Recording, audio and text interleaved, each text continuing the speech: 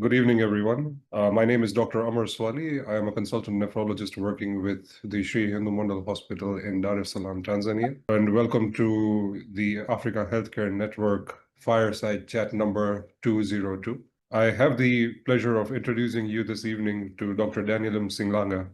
Dr. Daniel Msilanga is a lecturer at Muhimbili University of Health and Allied Sciences and a practicing nephrologist at the Muhimbili National Hospital. He is an early career researcher with a strong focus on kidney health, especially in low and middle income countries. He is proudly the first Tanzanian recipient of the Tanker Young Star Award, which he got at the NESOT conference, the Nephrology Society of Tanzania conference this year. He also serves on the International Society of Nephrology's Young Nephrologist Committee and the ISN Africa Regional Board. He is the recipient of the NIH Launch Research Grant in the year 2024-2025, funded by the Fogarty International, where his work focuses on kidney biomarkers among people living with HIV. Most recently, he's also received the ISN Research Grant for the year 2025 and 2026 to evaluate the utility of point-of-care and GAL testing in pregnancy-related acute kidney injury. He will be speaking to us tonight about HIV and the kidney, and on a personal level, this is a very important topic because it will just take your thoughts away just from the viral suppression and focus more on organ protection and look at drug safety and overall the patient's well-being. So it's my absolute pleasure to invite you to this chat. Daniel, the floor is all yours. Thank you, Mal, for a kind introduction. As I was introduced, my name is Daniel Msilanga from Tanzania. I'm practicing at Muhimbili National Hospital and Muhimbili University. So today I'll be discussing on HIV-associated kidney disease from HIVAN to ART related nephrotoxicity. So I have no any disclosure to declare, and this will be the outline for my presentation today. So we'll be looking into the pattern of kidney disease among people living with HIV and the impact of ART on pattern of kidney disease in HIV, the genetics of, especially in HIVAN, nephrotoxicity of ART, and treatment of kidney disease in HIV. So to start with, why is kidney diseases in people living with HIV? Why should we care about it? So there has been an increase of chronic kidney disease in the general population, even more among people with high-risk conditions, such as those living with HIV. And a number of studies have shown that kidney dysfunction is an independent predictor for mortality among people living with HIV. The issue is that it's often asymptomatic, and if you don't look for it, you may not find it until when it's advanced, and probably there may be nothing much to do to protect the organ. And the presence of kidney disease has an implication, especially like in choice of the ART, dosing of ART, also early diagnosis of kidney disease in this high-risk group may have an impact, especially like in the long-term outcome of the patient and of the kidney as well. If we look into the CKD prevalence, it's not evenly distributed among different people of different races. So this graph is coming from the United States Renal data system, whereby they show that the risk for kidney disease among Blacks and African American, it's almost 4 times higher compared to those of European origin. And this is followed by Native American and those of Asian origin. And in the presence of HIV and kidney disease, in the presence of HIV among people of African descent, especially with other genetic risk, the risk could go up to 50% higher compared to other races. So when we look into the burden of kidney disease in sub-Saharan Africa among people living with HIV, so this is a systematic review that was done by Tasser et al. So they were looking into the burden of CKD among people living with HIV. So it was reported that the burden ranges from 7 to 24%, with the highest prevalence that was reported in Nigeria. And the reason that why there is this so much variation, it was explained that this could be explained by first the definition of kidney disease that was used. Some of the studies did use the cut point of eGFR of 90, others used the cut point of 60. And some studies included persistent proteinuria of more than 3 months into the definition of CKD. That's why there's a significant variation. But the message is that CKD is a common burden among people living with HIV in sub-Saharan Africa. So this is another study looking into the prevalence of renal dysfunction, renal insufficiency among people living with HIV. It was done in Tanzania by Lugajo et al. So the most important thing that I want to speak out here is that it was a retrospective study. So they had there were 83,000 patients that were starting ART treatment in clinics in Dar es Salaam, which is the one of the cities in Tanzania. So only a third among those patients who were starting ART, ART had serum creatinine done at ART initiation. And none of them had either urine albumin creatinine ratio or urine protein creatinine ratio. The prevalence of renal moderate to severe kidney disease was 8.2%, and it was defined by eGFR of less than 60. So you can see that there was a significant amount of patients that were supposed to have like their serum creatinine done at the initiation of ART that was not done. And probably the same picture can be seen in most parts of sub-Saharan Africa, I believe. So this is another study that we did with here in Tanzania with some collaborators from US and Professor Lajendra from South Africa. We were trying to look into the role of using point-of-care tests to screen for kidney disease among people living with HIV, because one of the challenges that was explained in the previous study was that most of the challenge is the limited laboratory infrastructure and also human resource. So we did assess the accuracy of a point-of-care test. We used a stat sensor point-of-care creatinine test, and we had very good results. So the accuracy was 94.4%. So, I mean, the results from this study was, one of the messages that we sent out is that probably we should consider use of point-of-care tests, especially like in primary healthcare facilities where there is a limitation of laboratory infrastructure and also human resource in the lab. So, I mean, we should probably consider use of point-of-care tests to screen at least for kidney disease. And those with maybe abnormal results probably can go can have further testing of laboratory based, maybe by Jaffe method or enzymatic methods to confirm the abnormal results. This is a table that is from KDIGO. So the table is trying to explain the different risk factors for kidney disease and also etiology for kidney disease among people living with HIV. On the left, you can see that there are some host genetic susceptibility factors such as POL1 variants G1, G2, which have been now extensively studied, and they are associated with HIVAN among people with African descent. The presence of sickle cell trait has also been associated with kidney disease among people living with HIV.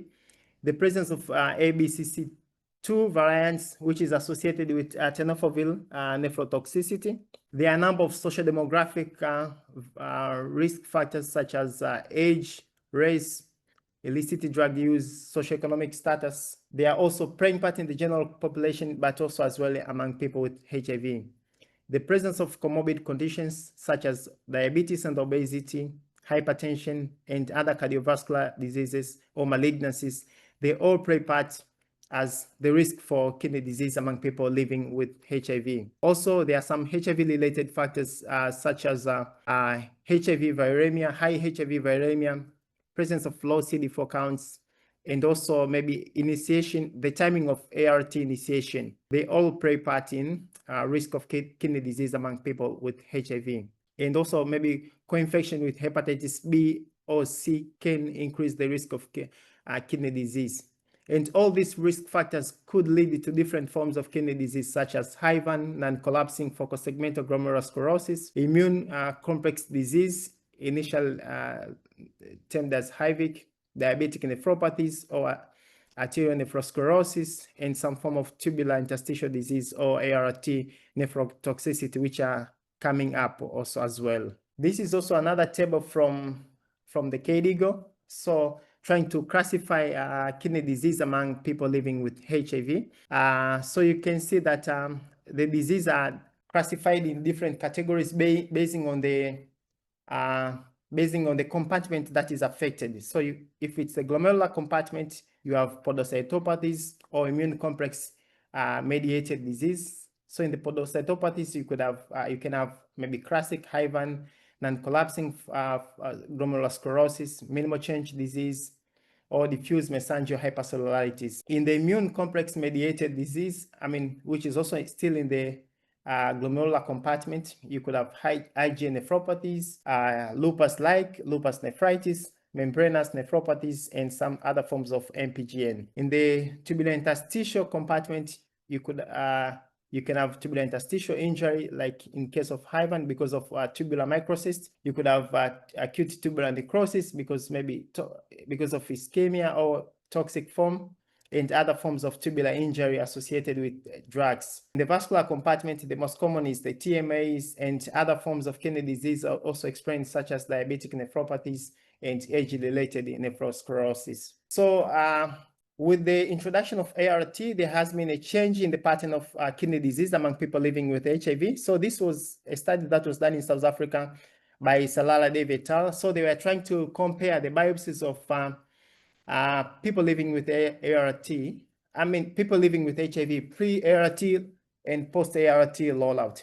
So the most important thing that you can observe is that before ART rollout, classic HIVAN was like one of the most common form, but after ART rollout, there has been reduced the prevalence of HIVAN in most of the biopsies that have been studied. But non-collapsing glomerular sclerosis, which was least common by then, it's also seen.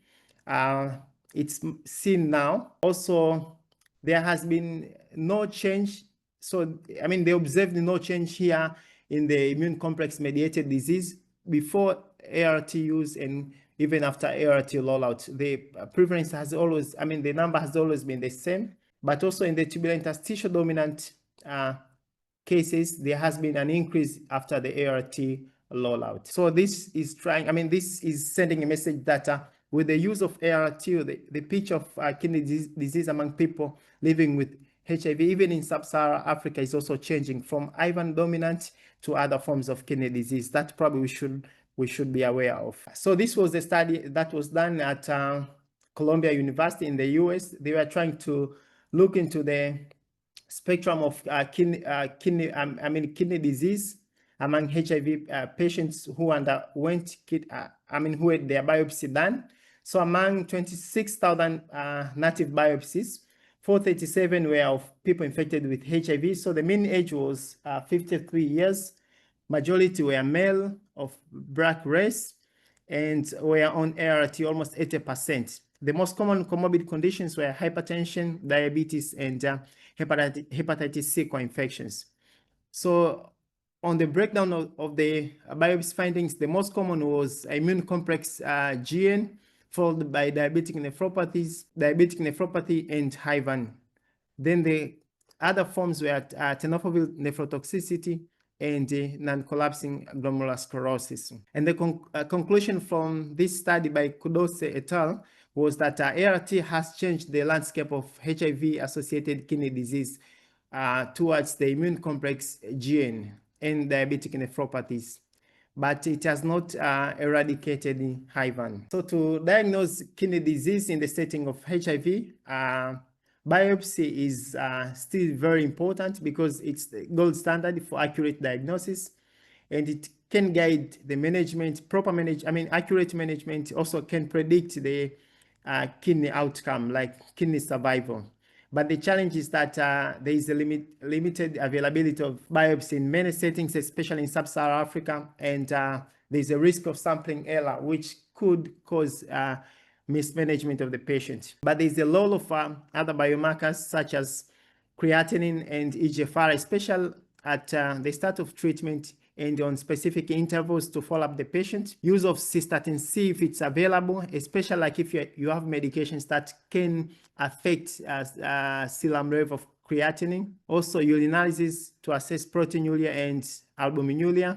Also markers of to consider use of markers of tubular injury, especially with the use of tenofovir, which is very common as first-line treatment for HIV in sub-Saharan Africa, in most of the countries in sub-Saharan Africa. But there has been studies that are assessing the use of urinary gall, especially which can be elevated in case of HIVAN because of the tubular injury, tubular injury that is seen also in HIVAN. Also, there has been a number of studies that are looking into the role of beta-2 microglobulin, which is also elevated because of tubular injury, especially associated with tenofovir nephrotoxicity. But it's not like a standard of practice. It's not recommended like a standard of practice, but a number of studies have shown that beta-2 microglobulin is elevated in patients with who are taking tenofovir with features of proximal tubular injury. To look into HIV HIVAN, HIV-associated nephropathy,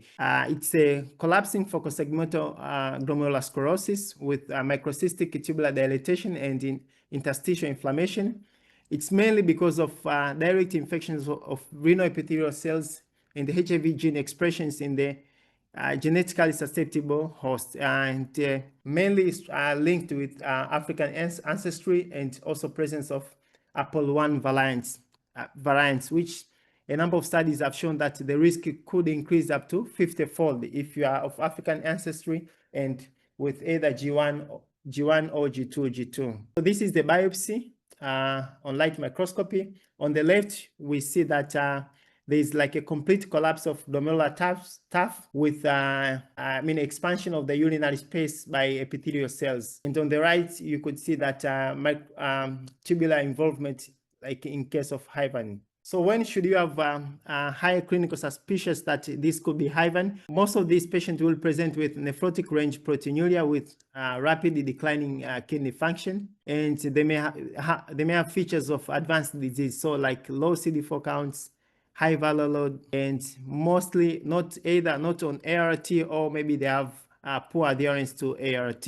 And to diagnose, definitive diagnosis, you still need a kidney biopsy to be able to differentiate HIVAN from other forms of kidney disease, especially now that we have seen that other forms of kidney disease are also very common, especially with ART rollout. So HIVAN has been associated with APOL1 gene. APOL gene. It's a gene with, it's a 6-gene family, APOL1 to APOL6. And APOL1 is the one that has been extensively studied. It's on chromosome, long arm of chromosome 22.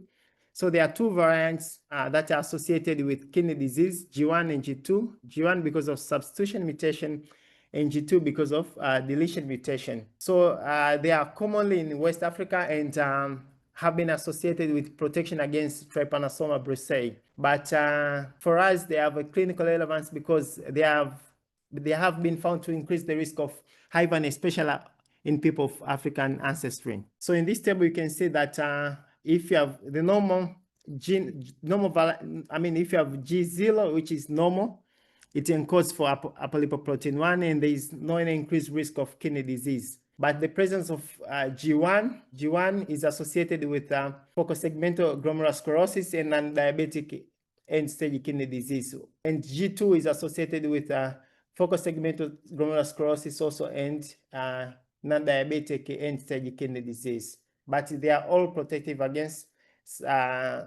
Trypanosoma brucei gambiensiense and rhodensiense. When we speak about APOL1 gene variants and kidney disease, so it's not that APOL1 is a causative, it's a causative etiology for kidney disease among people with HIV, but it's a high risk factor. So the presence of APOL1 most of the time will require a second hit, and the second hit could be like a modifying factor. So the second hit could be the presence, like if you have high risk variant, the presence of maybe HIV, use of ART, they both could increase the risk for kidney disease and cause different forms of kidney disease, maybe glomerular sclerosis to other forms of kidney disease. But it's like a two-hit hypothesis whereby presence of APOL1 with a second hit will put you at a high risk for kidney disease. This was a study that was done in the UK. They were looking into the low, effect of APOL1 into in its impact on kidney disease. So the primary outcome among people of African ancestry, the primary outcome was end-stage kidney disease that was defined by eGFR of less than 15, or chronic dialysis or kidney transplantation. And the secondary outcome was kidney dysfunction that was defined by eGFR of less than 60, or presence of albumin creatine ratio, or biopsy-proven HIVAN. So the mean age of study participant was 48.1, with majority being female, and 12.4 had APOL1 genotypes. The primary outcome of end-stage kidney disease was observed in 3.5 of the study participants, and APOL1 was associated with 10 times odds of end-stage kidney disease, 5.5 odds of renal impairment, that is eGFR of less than 60, 3.34 odds of albuminuria, and 30 odds of HIVAN. So you can see that APOL1 has a significant impact on different forms of, from end-stage kidney disease to HIVAN. And the conclusion was that APOL1 high-risk variant was strongly associated with kidney disease in people of African ancestry, with HIV encountered in almost half of those with APOL1. This was another study that was done in Ethiopia. They were looking into the role of APOL1 and kidney disease, and the conclusion from the study, they found that the absence of APOL1 risk variant was protective against HIV-associated nephropathy. In the management of HIVAN, so there are a number of management have been tried on. RAS inhibition has a significant role in patients with HIVAN, especially those with proteinuria and hypertension. This is an old study, almost a decade old.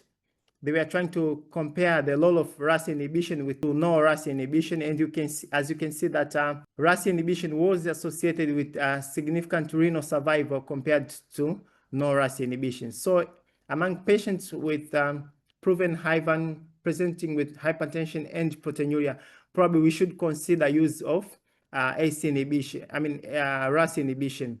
And if a patient still will persist, if proteinuria still persists, you may have to consider, currently you may have to consider use of SGLT2 inhibitors. The role of steroids in HIVAN, so some pre-ART studies, small studies were done looking to the role of ART. Some showed some role of steroids. Some studies showed that steroid had some benefits, but in the ART era, there has been limited and conflicting data, and there is no any large trial that has been done to look into the role of steroids among patients diagnosed to have HIVAN.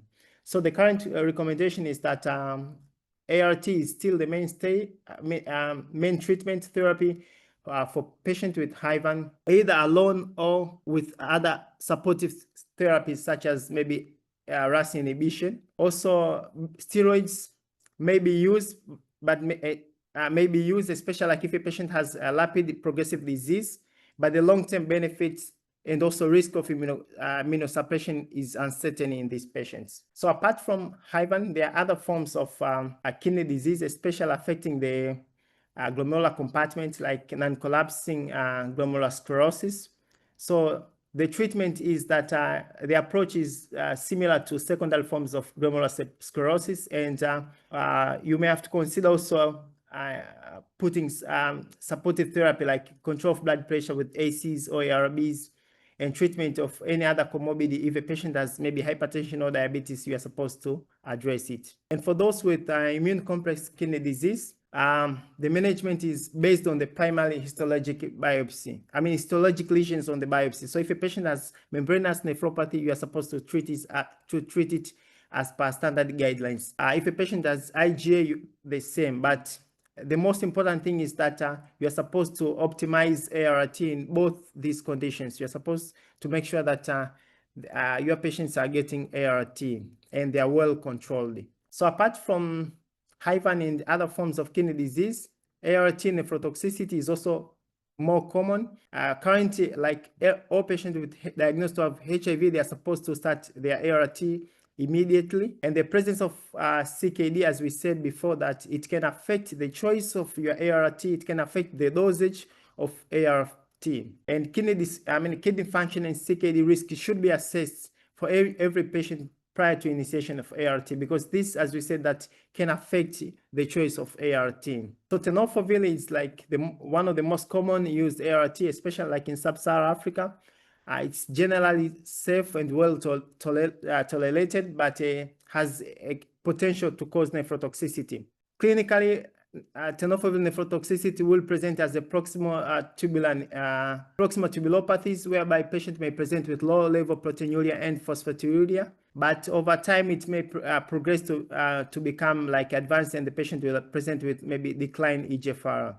The risk factors for nephrotoxicity, a number of risk factors have been reported, such as aging, presence of immunoreactions, presence of comorbidities such as diabetes, prolonged exposure, concomitant use of other medications such as ritonavir boosted protease inhibitors, presence of co-infections maybe with Hep B or Hep C. And the management for tenofovir toxicity is ideally you're supposed to switch to tenofovir alafenamide, which is also not available in some settings. And when you decide to continue with tenofovir, you may have, especially like if eGFR is less than 60, you may have to consider dose to adjust the dose in this setting. In this picture, you can see that trying to explain tenofovir nephrotoxicity.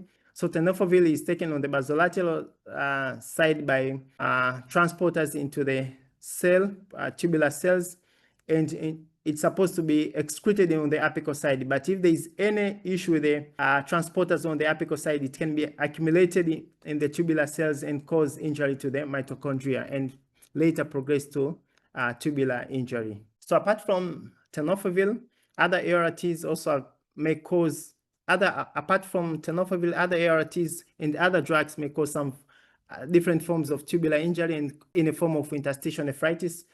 The most common atazanavir and indinavir have been like most linked with the interstitial nephritis and nephrolithiasis. But in the settings where you have tenofovir alafenamide or abacavir, use of tenofovir, TDF, and atazanavir should probably be avoided in settings with CKD. If a patient has a rapid decline eGFR or is a high-risk CKD patient, maybe with multiple comorbidity.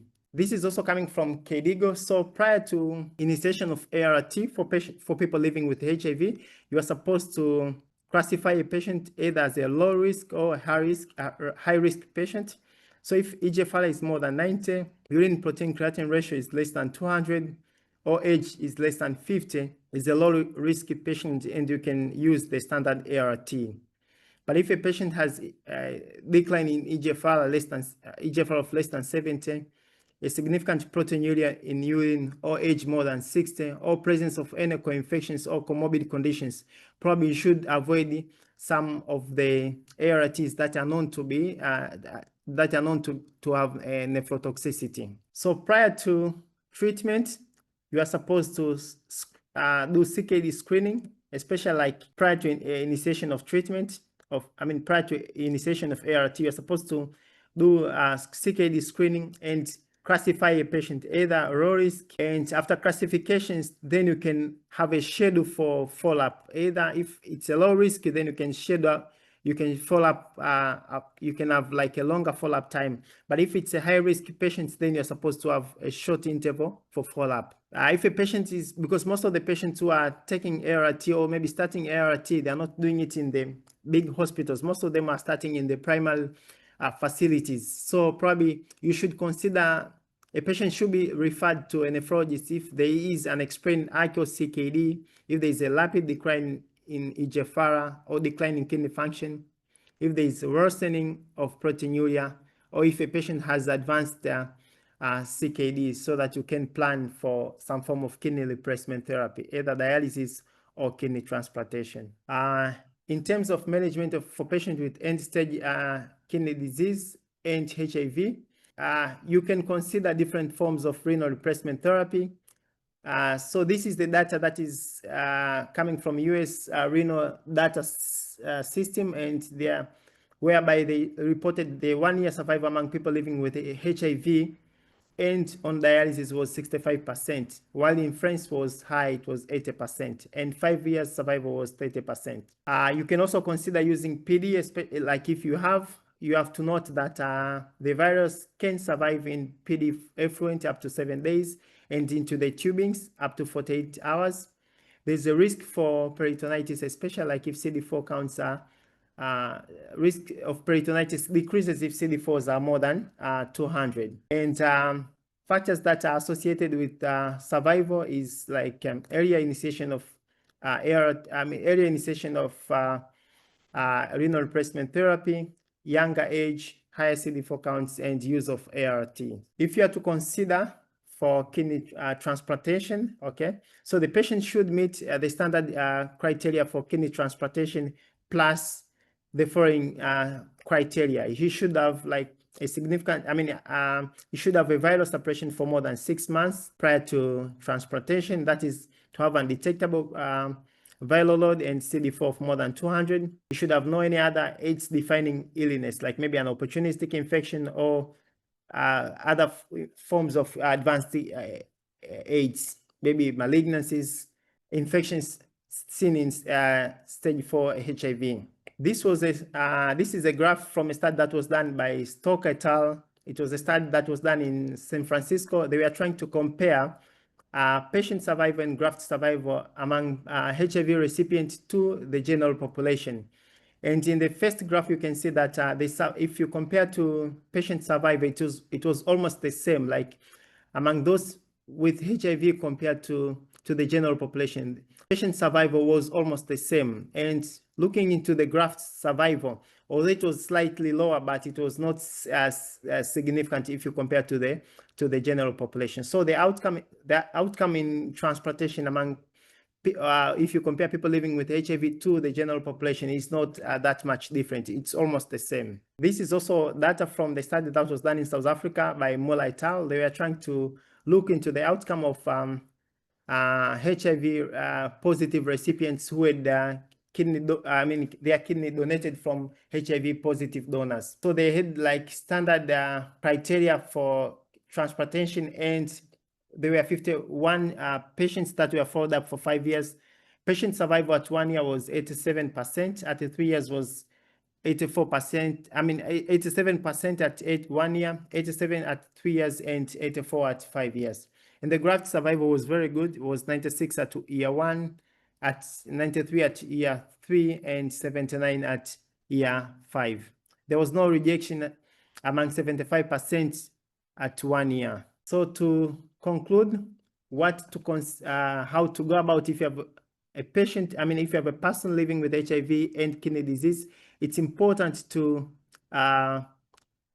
screen for kidney disease using the normal biomarkers such as serum creatinine if it's available, cystatin C, especially like in the settings whereby creatinine could be affected by some medications that we are using. To have like eGFR trajectories instead of having a single reading and rely on it. To also do urinalysis and monitor for proteinuria and other markers of proximal tubular injuries such as glycosuria. To quantify like the amount of proteins, first it can tell you how much damage is there, but also you can use it to follow up. A lot of other biomarkers such as beta-2 microglobulin, although they are not in clinical use in many settings, but they have been found to have use in some research, whereby especially like beta-2 microglobulin to monitor, to do CKD workup, especially like if you suspect drug toxicity and identify it in patients with comorbid conditions, in patients with co-infections, especially Hep B, C, also referral for biopsy if the patient has a rapid progression disease or if the cause is not clear. Thank you, Dr. Daniel. That was an excellent and truly insightful talk. We really appreciate, how you brought out how the kidney has become a window into a success and the side effects of HIV therapy. It just reminds us that a good HIV care does not mean just keeping the virus down, but rather it's about protecting the organs that sustain life, including the kidneys. and also anticipating problems before they even show up on a lab result. And, this story again would have been incomplete without the ApoL1 gene. It helps us. It's a powerful example of how that intersection between science and ancestry must come together in patient care. So thank you once again for connecting all these dots so clearly and for reminding us how far we have come as far as HIV care is concerned and how thoughtfully we will need to move forward. So thank you very much, Daniel. Okay, to the audience, please do post your questions for Dr. Daniel while we start with the Q&A. If we do have a hand up, I am going to unmute you. Okay, we have a hand up from Dr. Yuri. Dr. Yuri, please go ahead. Thank you, Dr. Daniel. Thank you, Dr. Mar. My question, Dr. Daniel, is whether HIVAN and ART-related nephropathy are mutually exclusive. Is it that one cannot exist without the other, or is there cases where they can coexist? Maybe if I can just give a small case scenario. So assuming you have a patient that probably you made a clinical decision that they probably have HIVAN, then started on ART, and instead of the renal function improving, actually it gets worse. So the challenge here, or the dilemma, is you start to think, is it treatment failure as you're treating HIVAN, or is it that now the patient is developing ART related nephrotoxicity, or is it a mixture? Or a mixed pattern? And now how do you go about this? Is it again biopsy? And in biopsy, is it really clear for you to distinguish the two? Thank you. Thank you. I don't have like a direct answer to, but I think that the two first can coexist. I think the presence of HIVAN does not protect you from getting like injury from, let's say, tenofovir.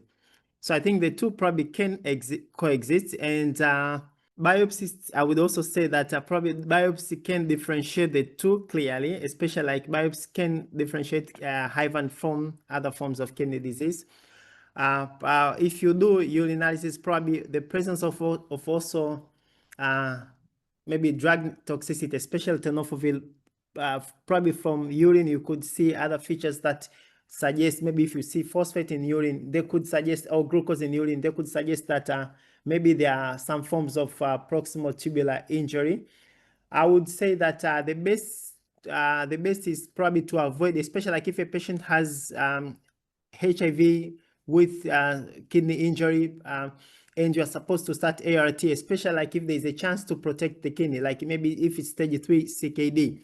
Probably the best is to try to avoid any drug that is known to be nephrotoxic, and go for a line that is, even if you don't have tenofovir alafenamide, maybe you could consider use of, let's say, abacavir, to try to avoid for a drug that is known to be nephrotoxic, so that it's easy to try to like pin out why is the patient maybe worse, why is the renal function probably worsening. Thank you for that. I think I'm seeing Prof. Bima is next. Prof, you can go after me. Thank you for the response, Dr. Daniel. Thanks a lot. And thanks a lot, Dr. Daniel. That was really a very good talk, I must say. And so I just want to tell you a little, our own experience. I must say, when I read Kesambeli's paper, and that was a paper by Prof. Salah Naika's group, I was very surprised at the very high incidence of APOL1 related genes in a group of patients. And so what we did, and I must say ours was a smaller study. So I did the same study in the pediatric population, and the findings were really counterintuitive. We didn't find a strong association. You know what I mean? So I don't know how much emphasis to put on that, because I don't think so genes change as you grow older, you know what I mean? So it's, but maybe in that particular group. So I think it's a combination of genetic factors, environmental factors, and, the disease itself, the presence of HIV, that leads to, the development of this disease. The second thing is that the spectrum of disease that was described in adults by their group and what we saw in the pediatric population was slightly different. They saw mainly HIVAN, and that's the classical HIV-associated nephropathy that you see. I must say, in the pediatric age group, we saw mainly FSGS, and that was not otherwise specified. It wasn't collapsing in nature. There were a small percentage that were collapsing, but it was not the predominant thing. So those were two big differences. So the question I wanted to ask was that, in many of these patients that you put on heart, on ART, etc., you find that you monitor them for a while, and those that are reaching 14, 15 years, they start gradually then, although viral load is suppressed, etc., they still, in a small percentage of patients, develop nephropathy. They start getting proteinuria and then gradually a rise in serum creatinine. So you biopsy these patients and you find FSGS. You think that this is coexistence of disease, or do you think it's related to the HIV itself? Or maybe these patients had underlying FSGS and then now manifesting with it. What is your feeling on that? Thank you, Professor. I would say that I would probably consider that it could be quite, because with, I would consider probably coexisting FSGS. The same with even, someone did ask a question on COVID-19 and in a patient with HIV. I think it's very difficult because both of them can cause collapsing FSGS. So it may be a bit difficult for you to be able to differentiate the two. But in this case, Prof, I think that it could be coexisting FSGS. Yeah, I agree with you, because on the two patients that we biopsy, one patient unfortunately lost follow-up. I must say we saw FSGS, but we didn't see the classical microcystic tubular dilatation, etc., that you find with HIV. You know what I mean? But it's a very small number to go anything by. But I think, that some of these patients have coexisting disease. And when you suppress the disease, because in all these patients, we used ACE inhibitors, etc. But what happens after a while, you have breakthrough of the disease. And so you find both, the FSGS start manifesting. But thank you very much. That was my question. Thanks a lot, Tom. We do have two more questions in the Q&A, so I'll read them both out to you. How do you balance treating a patient with immune complex mediated disease and HIV? And the second question is, with the change in spectrum of disease in HIV infection, is there a way of detecting subclinical tenofovir toxicity? So I'll start with the second. So I feel like with the tenofovir nephrotoxicity, if you rely on serum creatinine, probably you'll miss it in the early stages, whereby you could probably intervene by changing the medication. I don't have an experience with the use of beta-2 microglobulin, but I know that a number of studies have reported that beta-2 it's elevated, but the challenge is that because it's not the standard, it's not used in the labs, so even the cut points, I don't have the number. You can rely with other biomarkers for proximal injury, I think probably they are very effective. So if you do your analysis and if you assess the urine and find that the patient has maybe phosphate in urine, glucose in urine, probably uric acid, you could that could give you a clue that the patient has features of proximal injury and maybe you need to intervene, because there is a study that was done in South Africa. They show that features of proximal injury in patient taking the tenofovir is seen as early as 3 to 6 months when they start taking the medications. But there are other risk factors, as I said earlier, that other risk factors that could drive the tenofovir nephrotoxicity. But the injury could be seen as early as 6 months after initiating tenofovir. On the balance of immune complex associated kidney disease and balanced immunosuppressants in case of HIV, I think it's a bit tricky. There has immune complex kidney disease has not been extensively explained in most of guidelines. And I don't have much experience in using immunosuppressants in this situation. But I would say that probably the best is to try to monitor, because there is a very high risk of complications of use of immunosuppressants in this case. But I would say that the best is still to is to try to control the viral load, because in case of transplant, as long as the viral load is well controlled, this patient can be on immunosuppressant without any problem.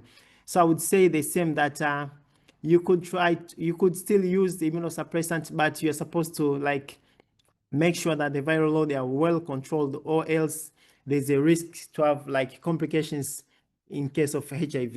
Yeah, thank you, Daniel. One from me, please. Given this whole interplay between the chronic immune activation, the ART-induced mitochondrial stress, as you showed us today, and the ApoL1 mediated, the podocyte injury. Now, how would one untangle which pathway is most, clinically relevant or, actionable, especially when something like an ApoL1, the variant may amplify the susceptibility, but not uniformly, sort of, just predict the progression of the disease. So how do we treat this as a static, like the ApoL1, how do we treat this as a static genetic risk factor? And whose clinical impact would depend more on the inflammatory or the metabolic, sort of pathway in the long-term HIV infection and treating it, obviously. That's very difficult. I know with the ApoL1, I know that there are a number of medications that are coming out with ApoL1 associated kidney disease, but probably maybe Prof. Rajendra can help if he has more experience on that. But Prof. I Bhima does must have tell his you hand that, raised. Yeah. no, I just answered that question. You're asking the interplay between, it's actually an interplay between both factors, and it's very difficult to tease out one between the other. But I think it's a second hit effect. You know what I mean? So I don't think so you can just tease that out, because it's very, very difficult. Because by the time we manifest the patient, by the time we see the proteinuria and see rising creatinine, it's quite late. You know what I mean? So it's a good question, but I'm not sure we can actually answer that question unless we have some biomarker. So Amar, I hope I addressed that question, but I just want to come back to the question of the early tenofovir toxicity that Daniel is addressing. And I know Prof. Bobatinol did a study, and I don't know if it was published, but one of the earliest signs that they found was the presence of phosphaturia, and that was very marked in these patients. You know what I mean? And it starts even much before you start seeing a rise in the serum creatinine. And I agree with beta-2 microglobulin, but as you said, we don't commonly use that. We did it at a research study using serum protein electrophoresis, SPEP, but that was a research study. It was not part of routine clinical practice. So yeah, you are quite right. To detect it early, relying on serum creatinine is not a very good marker. And I know there was one study looking at N-gallon. It was just published in the abstract thing, and they found it quite early in the disease. But other than that, in the routine clinical setting, we just have to rely on a high index of suspicion, and of course, if you're rising a serum creatinine. Thanks, Dr. Bhima. Daniel, I think it is almost 8 o'clock here in Dar es Salaam, so I think we can end the talk. Hopefully, if there are more questions, we can take them on emails and we can send them to you, and if you'd be happy to answer them. There are quite a few questions on the treatment aspect, and I think there's one on the gene therapy aspect as well. But first of all, I would just like to thank you on behalf of AH and for taking this talk on such a short notice. It is an excellent talk. We thoroughly enjoyed it. We had quite the audience. So, hopefully you'd be happy to come back and, next year and give us another, compelling talk, and we can have more compelling discussions going forward. So thank you very much. Yeah, Dr. Lloyd, would you like to say something? You've been quiet today. Dr. Lloyd. Yeah, Daniel, thank you so much. And thank you, Professor Bhima, for your contribution as well. Thank you very much. We'd love to see you again. You're most welcome. Wonderful session, Dr. Daniel. Very, very insightful and, extremely important practical aspects touched. And, and you had a huge audience as well. And I think that is really, really wonderful. Thanks, Dr. Amar, for the wonderful moderation, and Dr. Yuri and Dr. Bhima too for all the contributions on the pediatric side as well. It was a wonderful session today. Thank you very, very much.